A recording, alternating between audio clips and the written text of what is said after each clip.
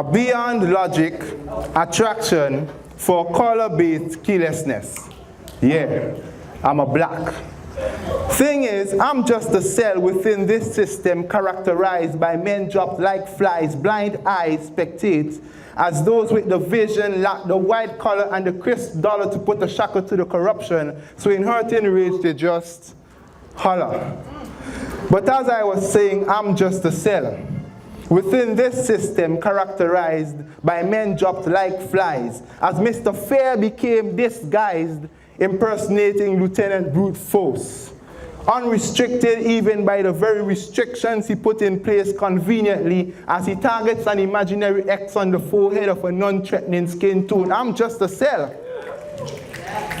But together, we form a system, a network so intricate it allows me to feel their pain even though I may not suffer with them. You see, I may not share the same geographic location as the people affected by this condition. But when we open our Bible and read the book of Genesis, we see that regardless of our skin color, our eye color, our hair color for that matter, we all share the same creator, which is the one and true God. So even though I may have never known the victims, I still consider them my siblings because God is our Father and we, the people. Now you're probably wondering what I meant when I said I'm a beyond logic attraction for color-based carelessness. Simply put, I'm black. And the concept of a key carries a slightly different taste to me as opposed to the concept of a mirror. You see, I look at a mirror and I see the way God created me. I look at a key and I wonder if I'm really free. How can one disagree with my theory of keyless misery when a Negro's right to something as simple as a decent arrest has become a gray area in over 50 pages of black and white, so that respite becomes a safe haven for the targeted and the false alarm for the hopeful? Locked out from the assurance that the cap on my head wouldn't have a cap busted in it even if my hands were reaching for the sky.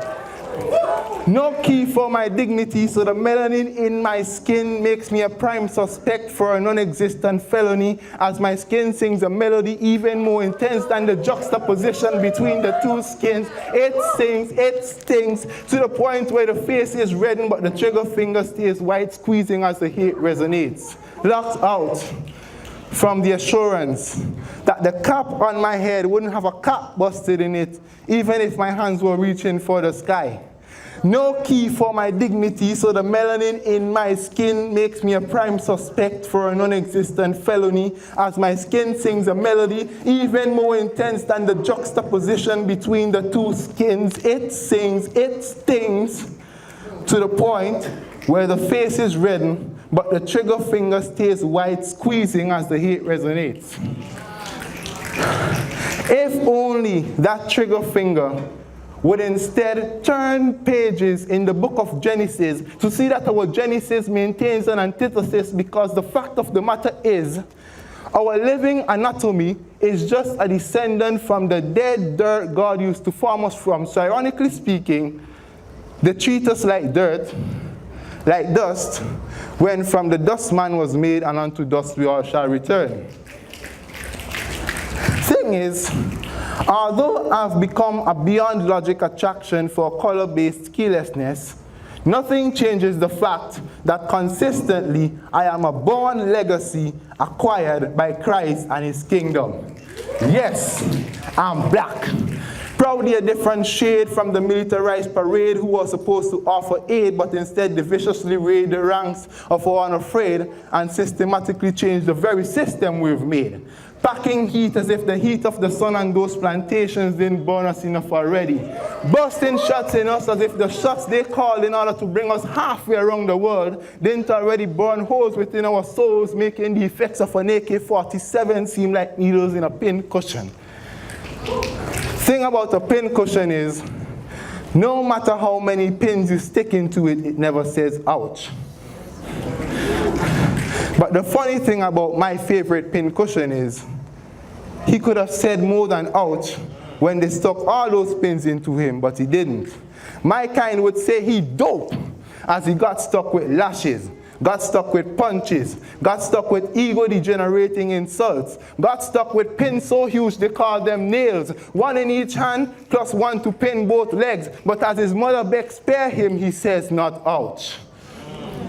Wearing nothing but naked appearance, he says, Father, forgive them, for they know not what they do. Father, forgive them, for they know not what they do. A moment of silence brings reverence, but a moment of reflection sends wisdom. Wisdom to know that God is bigger than our current stereotypical assaults, and that stereotypical assaults are no reason why a short black man can't make it to heaven. They say Black Lives Matter, but what's the matter with dying saved? They say we have the right to live, but don't we have the right to die in Christ? You see, I've noticed that it's easy to fire up a race for the sake of defending itself, but it's not so easy to fire up a race to run the race that requires endurance rather than swiftness. How many more hashtags will we type before the type of salvation necessary to really free us becomes desired? How many more Alton Stallings will there be before we realize the real enemy isn't a uniform, but rather a uniform host of principalities hosted? See, it's easy to direct the rage we feel towards the lighter skin color. But the truth is, the systematic racism we claim to exist is just a fiction conjured to distract us from the fact, which is the fact that white versus black racism is just a cell within this system controlled by the devil. See, we look at a white cop shoot a black man and we cry racism, but our race isn't the only race persecuted over the years. If we open books and turn pages, we'll see that the need for races to dominate has dominated through the years, leading back to the biblical age, making white versus black racism seem like an infant in an instant. Get it? Yeah. Now look, you look at me and you see a black person. You look at another person, you may see a white person, a Chinese person, an Indian person, but to God, we are all one person. You see, it's easy to forget the enslavement of the Israelites by the Egyptians, easy to forget the subduing of the Jews AD, easy to forget the Holocaust, and I can bet my bottom dollar, half of you never heard of a country in Europe called Armenia. Because if you did, the concept of a turkey would carry a slightly different taste to you as opposed to the one with wings. But anyway, we've got a long way to go.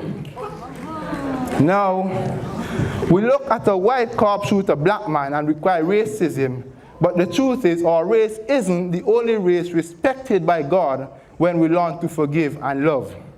You see, wearing nothing but naked attire, Jesus cried, Father, forgive them, for they know not what they do. May God give us the strength to pray, Father, forgive them, for they know not what they do. Thank you.